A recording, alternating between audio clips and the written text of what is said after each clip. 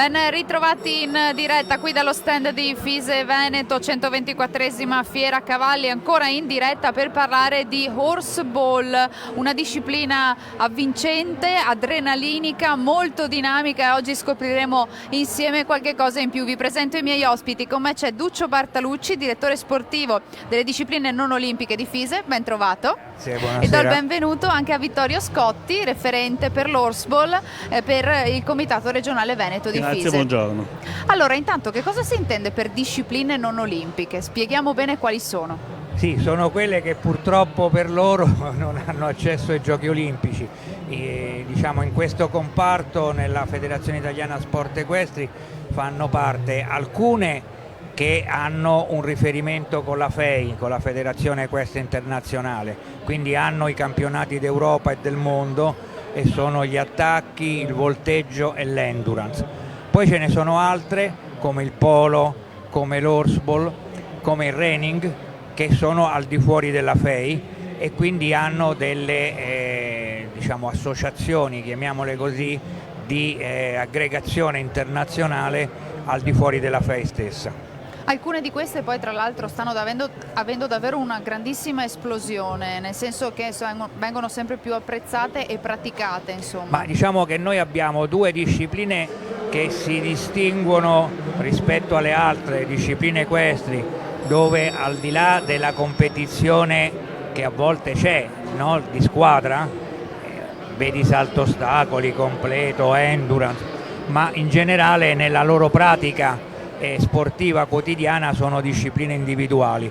Abbiamo invece l'horseball e il polo che sono giochi di squadra e quindi hanno una caratterizzazione importantissima, perché oltre che l'atleta, diciamo, cavallo, l'atleta umano, ma c'è questo contesto di giocare insieme, quindi di condividere anche, diciamo, vittorie e sconfitte, di allenarsi insieme e quindi sono discipline particolari. Qual è il ruolo del direttore sportivo nel rappresentare queste discipline? Cercare di non fare danni. No, io credo che abbiamo dei dirigenti nei vari comparti molto appassionati, referenti, membri di commissione, tecnici, che fanno uno straordinario lavoro.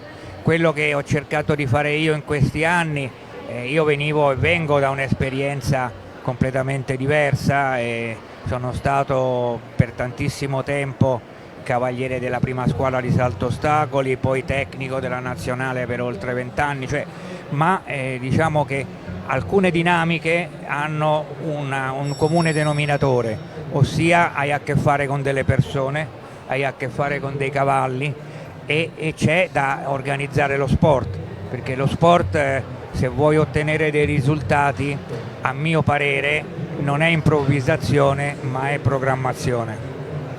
Ecco, come dicevamo, l'horseball è una disciplina molto particolare, dinamica, avvincente anche per il pubblico che la segue a bordo campo. Possiamo ricordare ai nostri amici che ci seguono a casa un po' le regole base, ecco, del gioco? Sì, diciamo che assomiglia alla pallacanestro, è definita la pallacanestro a cavallo. E questo sport, questa disciplina, diciamo, ha una palla che viene passata tra i giocatori della propria squadra con delle regole, cioè non è che puoi fare un passaggio e andare direttamente a canestro, devono essere fatti 3 passaggi, ci sono delle regole, che non devi passare la linea, no, dell'altro cavallo della squadra avversaria, insomma un po' questo anche nel polo, un po' così, e credo che comunque sia assolutamente molto divertente sia da giocare che da vedere, cioè è comunque una disciplina che ha una fortissima dinamicità.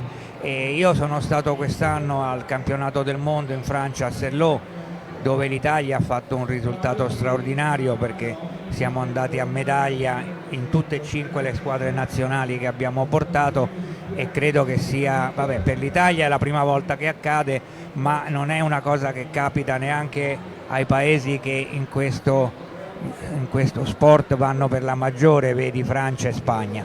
E quello che si può dire è che si è visto comunque un lavoro, cioè io ho visto una partita del femminile Italia-Belgio, che è stata combattutissima, ma dove si vedeva una organizzazione difensiva della squadra italiana che era frutto di un lavoro e di tante ore passate ad allenare quei movimenti. Vittorio Scotti, le immagini che stiamo vedendo si riferiscono proprio ai campionati italiani che si sono svolti a Somma Campagna. Sono svolti quest'anno a Somma Campagna in maggio, e dove per fortuna siamo riusciti a riportare in Veneto una tappa del campionato italiano.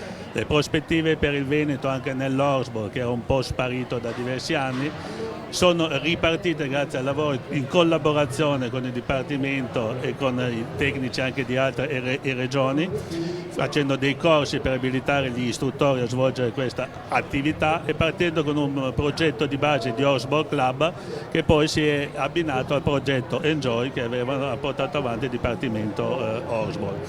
Tutto questo ha portato negli anni a fare 2 finali di Horsburgh Club ad Arezzo, dove i nostri ragazzi e veneti si sono comportati molto bene.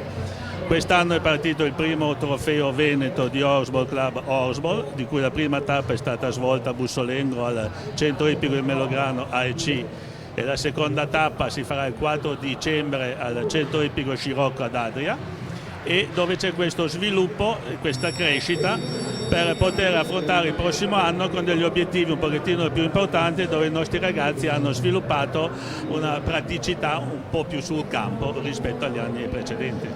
E poi l'appuntamento importante per il 2023 sono i campionati europei. In Veneto il prossimo anno ad agosto, dal 16 al 21 agosto, alla Somma Campagna Equestrian Center abbiamo gli europei di Horsburgh, che è una grossa vincita sia per la federazione che per il Comitato Veneto che per gli organizzatori che per tutti, che abbiamo portato in Veneto e in Italia soprattutto questa bellissima disciplina, gli europei di questa bellissima disciplina. Ecco, i bellissimi spazi del Equestrian Center di Somma Campagna sono uno dei 3 posti dove praticamente in Veneto si può praticare l'horse ball. Si può praticare, allora il Somma Campagna Equestrian Center mette a disposizione le sue strutture, perché il campo da Horsburgh che ha determinate misure, bisogna di determinati campi adatti a poter ospitare il campo da Horsburgh, e quindi il Somma Campagna Equestrian Center riusciamo a svolgere le finali e gli appuntamenti importanti a Somma Campagna in provincia di Verona. Poi c'è il circolo ippico il Melograno AEC, dove si può fare il ludico e dove si svolgono le prime partite di Horsburgh. Poi c'è il circolo ippico Scirocco ad Adria, e poi c'è il GB Equestrian Center che si trova a Isola della Scala, dove praticano Horsburgh Club. Ecco, così abbiamo dato anche qualche indicazione per chi volesse, insomma, e si fosse appassionato anche vedendo queste immagini. Duccio Bartalucci, vediamo che insomma l'età di questi atleti è estremamente variegata, quindi davvero chiunque può praticarlo, a prescindere dalle capacità e dalle proprie capacità equestri, diciamo così. Sì, è comunque una disciplina dove c'è anche a volte contatto fisico, cioè devi avere comunque una certa atleticità rispetto ad altre dove diciamo c'è uno sforzo fisico inferiore. Immagino che per esempio il dressage è più di tecnica che come invece horseball o polo, dove devi avere anche una certa situazione di idoneità fisica, di allenamento. Però la cosa che è fantastica è questa, che effettivamente lo puoi praticare per un arco della tua vita sportiva molto vasto, e noi siamo andati quest'anno, appunto dicevo, a Saint-Lô, avevamo una delle 5 squadre, era la nazionale Under 10, che anche lei ha preso la medaglia di bronzo, quindi diciamo che è uno sport che puoi iniziare da piccolo e te lo porti avanti per tanti anni. Come si fanno a cattivare, diciamo così, i più piccoli e a portarli ad avvicinarsi a questo sport? Ma si comincia questo progetto Enjoy che è partito 2 anni fa, diciamo è un progetto che parte appunto con delle dinamiche di crescita, di conoscenza, e che quindi poi alla fine dopo un processo di evoluzione porta questi bambini a fare la loro partita come chiaramente con dei canestri abbassati come situazione, no, è normale, però lo fanno coi pony, quindi si può fare nell'ambito dei pony club che già esistono, e credo che sia una disciplina, insieme anche al polo, ripeto, che ha avuto una bellissima evoluzione, che stia attraversando una fase di crescita. Il fatto di fare un europeo in Italia, a Verona, Somma Campagna, è sicuramente un qualche cosa che potrà contribuire a farlo conoscere e a farlo apprezzare anche. Vittorio Scotti, in questa disciplina in particolare il rapporto con il cavallo è molto importante, perché con le mani si utilizza la palla e quindi il cavallo va comandato, diciamo così, con l'utilizzo delle gambe, no? Esatto, una bella evoluzione alla fine del lavoro anche dei tecnici e degli istruttori, per dimostrare quanto l'assetto sia importante nell'andare a cavallo. E si può creare un binomio con il proprio cavallo, col crescere, perché alla fine, giustamente, per tirare il pallone nel canestro bisogna togliere le mani dalle redini, quindi governare e dirigere il proprio cavallo col proprio corpo. Tutto questo, come ha detto prima Educcio, serve una preparazione atletica, servono gli allenamenti, serve creare il binomio cavallo-cavaliere o cavallo-amazzone, però porta a una crescita generale. Io ho visto dei ragazzi che nel mio centro praticano l'horseball e praticano i salto ostacoli, sono migliorati anche nei salto ostacoli perché hanno imparato con il loro equilibrio a gestire meglio il proprio cavallo. Quindi per me è una crescita anche per i ragazzi, nel loro modo di vivere, nel loro modo di affrontare anche il gruppo, perché lì sono squadre composte da 4 persone più 2 riserve che giocano in campo, e tutti devono mettersi a disposizione del proprio compagno di squadra. Quindi è bello vedere questi ragazzi che partono dai 5 anni in su, che fanno gruppo, che giocano insieme, che si chiamano, si rispettano i propri animali e rispettano questo bellissimo mondo. Questo è un aspetto importante, come lo è l'etica e il rispetto del cavallo, che disciplinano praticamente e regolano tutto il gioco sostanzialmente. Esatto, perché i cavalli, prima di affrontare qualsiasi partita, hanno una visita veterinaria, un controllo veterinario, perché il veterinario stabilisce se il cavallo è idoneo ad affrontare quello sforzo. Allo stesso tempo i ragazzi che lo praticano devono svolgere anche delle attività al di fuori del cavallo per potenziare la loro muscolatura, il loro equilibrio, la loro forza, la loro sicurezza. Tutto questo, soprattutto nei ragazzi più piccoli, aiuta nella crescita della vita. Certo, quindi possiamo dire che l'obiettivo principale per il momento è puntare dritti gli occhi sui campionati europei che si svolgeranno nel 2023.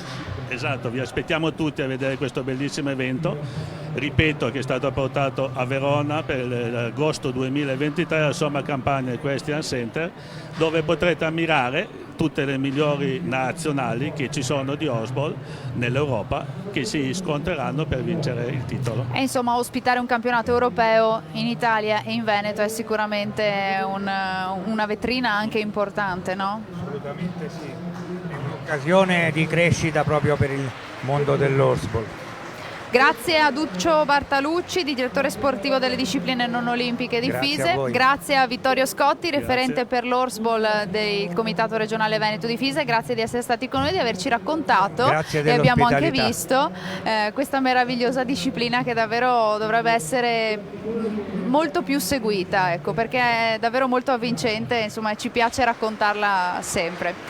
Siamo in chiusura, io ringrazio Italo e Luca dalla regia. Il nostro racconto di questi primi 2 giorni di Fiera Cavalli si conclude qui, domani torneremo, seguiteci, continuate a seguirci perché avremo ancora le ultime 2 giornate della 124esima edizione di Fiera Cavalli da raccontarvi, e dunque rimanete con noi. A domani.